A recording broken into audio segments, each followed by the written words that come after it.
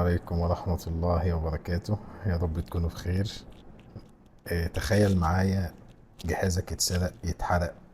دتك تخيل انها في الجهاز، والجهاز ده انت مفكر انه لو اتسرق او اتحرق هيحصل مشكلة. انا قررت اعمل ملف واحد فيه كل الداتا بتاعتي، حتى لو اللاب بتاعي اتسرق او اتحرق او اي حاجة. وكمان لو الجهاز اخترق محدش يقدر يوصل للملف ده الا انا، من اي مكان في العالم.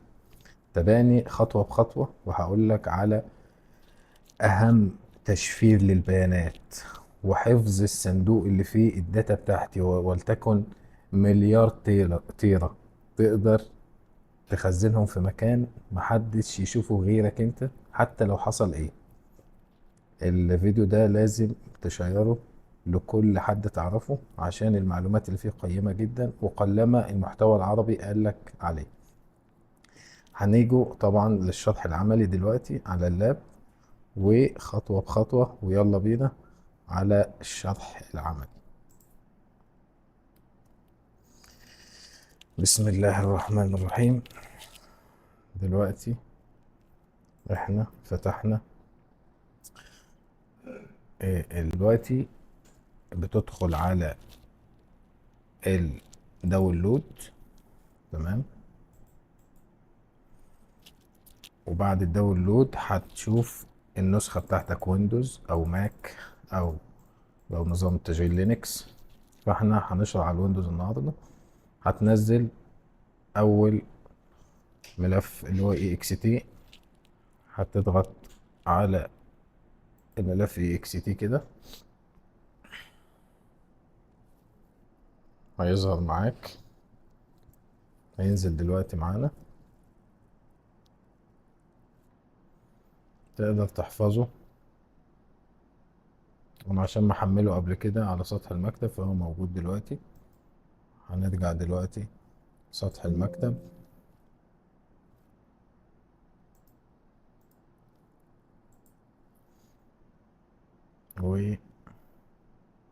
وننزله مع بعض. تضغط عليه ضغطتين. تمام.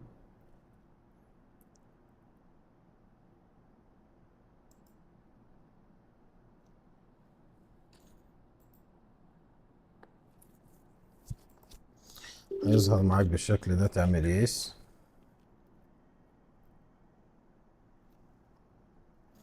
اللغة تقدر هو الانجليزي بس في كل اللغات، بس المشكلة العربي فيه مش قوي. فلو انت النسخة العربي بتحبها فممكن تختار اللغة العربية، بس الأسهل بالنسبة للانترفيس هتلاقي الإنجليزي. فاعمل أوكي، تعمل أكسبت،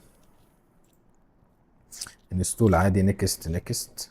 بتحفظ في السي. ممكن تختار أي براوز تاني تحفظه فيه عادي، وليكن في أي فولدر، بس أنا هسيبه في السي. تمام. وتعمل انستول، هينزل معاك عادي جدا، يحمل معاك. أنا معاكم خطوة بخطوة عشان امشي ستيب باي ستيب، مش هقطع الفيديو او اسرع. انا معاك خطوه بخطوه عشان تشوف لو في اي مشكله نحلها مع بعض. تمام؟ هينزل عادي جدا معاك.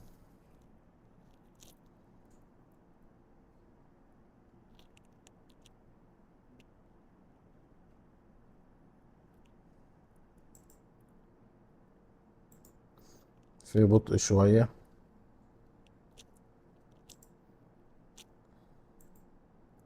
طيب انا هستأنف التصوير لحد ما يخلص. بسم الله، نكمل الشرح بقى. احنا دلوقتي سطبنا الفيرا كريبت، دلوقتي بتفتحها عادي جدا. تمام. طبعا هنعمل فايل جديد، مثلا ده فايل عندي انا مخزن عليه الملفات بتاعي. تمام. بس انا همسح الخطوة دي عشان حضراتكم تركزوا معايا، ونبدأ من الأول خالص. هنعمل create volume. أول حاجة هنعمل create volume. تمام. تعمل create an encryption file container، زي ما بيقول لك يعني هتخلق أو هتنشئ فايل زي الكونتينر كده، أو صندوقك المخفي المتشفر، وان شاء الله محدش يقدر في العالم يجي عنده. بعد كده بتضغط نيكست. نيكست، بتسمي الفايل وليكن all secrets. تمام، واوتوماتيك هيحفظ في السي عندك. بعد كده تعمل نيكست، بتسيب انكريبشن الجوريزم زي ما هو، والهاش الجوريزم زي ما هو، ما تغيرش فيهم حاجه. وبعد كده بتعمل نيكست. تختار هنا المساحه اللي انت هتقول عليها الفايل مثلا ياخد مساحه ايه كام، وليكن عندك 2 جيجا. تختار 2 جيجا. تمام، بياخد من المساحه بتاعتك انت. تمام. طيب بعد كده بنعمل نيكست بتاعت السي. مساحة السي عندي 223. ممكن تكون عندك أكتر أقل على حسب أنت المساحة اللي أنت عايزها. وليكن مثلا عاوز 20 جيجا، 50 جيجا، 100 جيجا، على حسب الداتا المهمة جدا اللي فيها شغلك وحياتك ومتستغناش عنها. حتى لو لا قدر الله اللاب نفسه اتسرق، تقدر تفتح البرنامج ده والخطوات اللي هقولك عليها دي من أي مكان، من أي لاب تاني عادي جدا. بعد كده بتضغط نيكست، تعمل باسورد قوي جدا عشان يتكون من رموز وحروف وأرقام، ويفضل ما يقلش عن 20 رقم وحرف ورمز. تمام.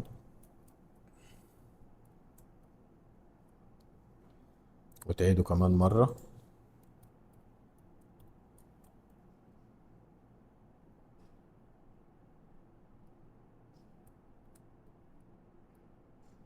تمام.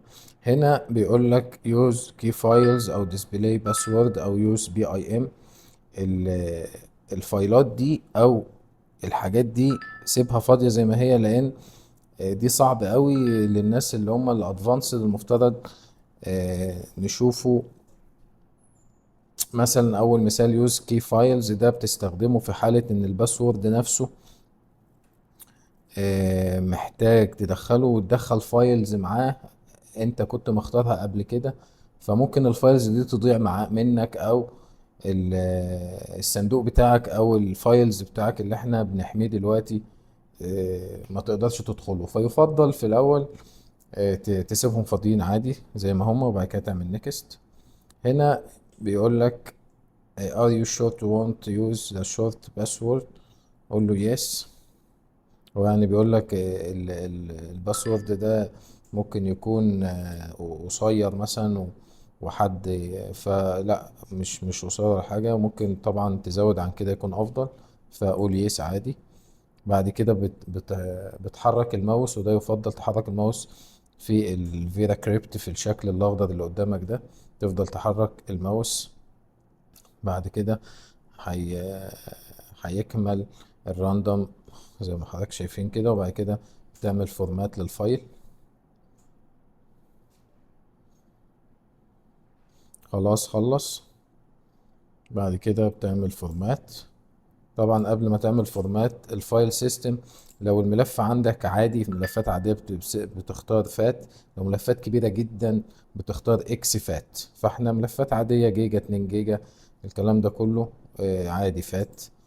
الكلام ده لو تيرا مثلا، لو الكلام ده بتختار، او 500 جيجا مثلا. تمام، بتختار اكس فات. تمام، بتسيبها فات عادي. وبعدين كده بتعمل فورمات.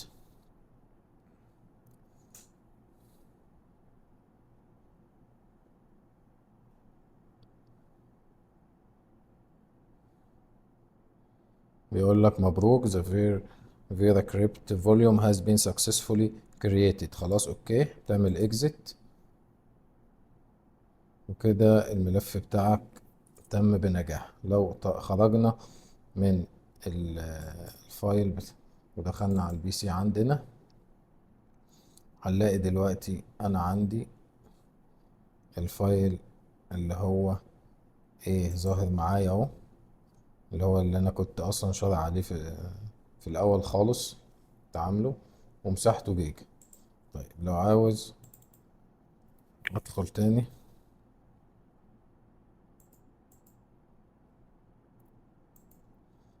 لازم اختار الفايل نفسه اللي انا كنت مسيفه بأول سيكريتس. طبعا هو اتحفظ في السي. اخش على السي، اخش على المسار بتاعي اللي انا حافظه فيه اللي هو public، اللي هو users لينوفو. تمام، ومسميه، هتلاقي عندك المسار اللي انت مختار فيه، اللي هو all secrets، اللي هو G. تمام. بعد كده اقول amount، بتدخل الباسورد اللي احنا اتفقنا عليه، يكون مكون من رموز وارقام وحروف. تمام. اوكي.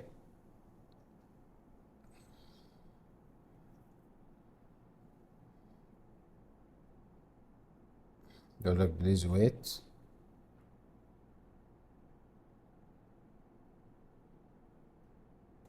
تمام. يقول لك مساحته 2 جيجا، فتح معاك، هتطلع كده تدخل على البي سي، هتلاقي الملف ظهر معاك اللي هو الجي، ومساحته 2 جيجا. تمام، 1.9 اهو، 1.99. تمام. طبعا تدخل بقى اي ملفات سرية عندك هنا مثلا خاصة بيك. الجديد بقى في الموضوع يا جماعة، او الحاجة المفيدة بقى، ان الفايل ده مش مربوط بجهازك ده. يعني دلوقتي الجي او الايه، الفايلين اللي انا عملتهم، وارد ان انا بعد ما اخلص لازم اقفلهم عشان يختفوا من عندي. فهقفلهم ازاي؟ هتخش على فيرا كريبت عندك، وتعمل هنا dismount all. خلاص. وهنا dismount all. كده مفترض لو فتحت تاني البي سي مش هتلاقيهم. طب هل هم راحوا؟ لا، ما راحوش. لو فتحت تاني الفيرا كريبت بقى، سواء من جهازك او من اي مكان، انا عندي الايه.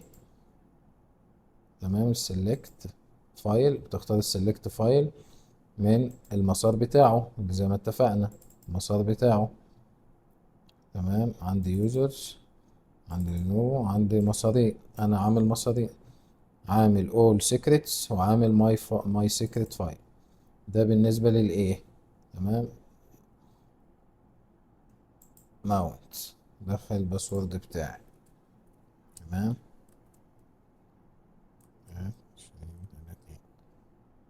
اوكي.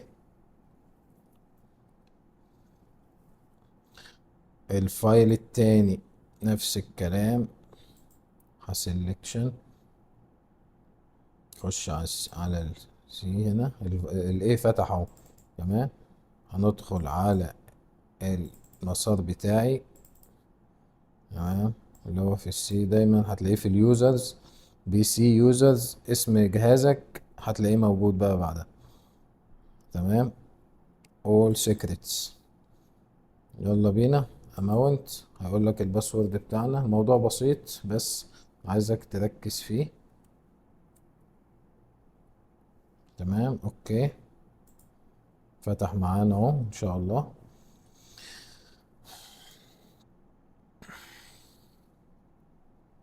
بيقعد شوية كده بس ان شاء الله يفتح بسلام وامان.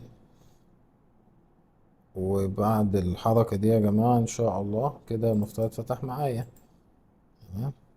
فتح معايا اهو. ممكن افتحه من هنا او ممكن الغي من هنا خالص وافتح كده. هيظهر معايا الايه، الاتنين اهم، 1 جيجا 1.9 جيجا، 1.2 جيجا. تمام. طيب الخطوة الأخيرة بقى، أنا دلوقتي خلصت شغل النهاردة وحطيت الملفات السرية دي. أنا هلغي كل ده، هلغيه خالص من هنا، وهفتح هنا طبعا مش هلاقيهم. طيب أنا الفايل ده بقى هاخده معايا على فلاشة خارجية أو على الوان درايف أو في أي مكان، لأن أنا عارف المسار بتاعه. تمام. هخش على السي زي ما حضرتك، انا بشرح بالتفصيل عشان تستفيدوا، والاعادة دي اكيد في ناس منكم مبسوطة منها ان انا بدقق على كل حاجة. اول سيكريتس ده مساحته 2 جيجا اهو، هتاخده على فلاشة خارجية ويبقى معاك. لا قدر الله الفايل او الجهاز حصل له حاجة، الدنيا باظت، حضرتك هتعمل ايه؟ حضرتك هتاخد الفايل ده اللي احنا قلنا عليه، وبعد كده ايه تحطه في اي جهاز تاني، وتنزل الفيرا كريبت مرة تانية، وتستعيده من المكان اللي هتحطه على الجهاز التاني، هيفتح معاك عادي جدا. هيطلب منك الباسورد اللي هو كنت انت حافظه طبعا، لان ده الاساس. باسورد يدخل، هتلاقي كل ملفاتك موجودة ان شاء الله بسلام وأمان. تمام. لو استفدت من الفيديو ده يا ريت تشيره لأكبر عدد ممكن، لأن المحتوى العربي قلما تجد حد شارح الكلام ده. المحتوى الأجنبي فيه، بس حبينا نخدمه أهلنا وحبايبنا وناسنا. فشير في الخير ولايك للفيديو ده عشان يوصل لأكبر عدد، وما تنساش تشترك في القناة. كل يوم هنزل لكم معلومة جديدة إن شاء الله. والسلام عليكم ورحمة الله وبركاته.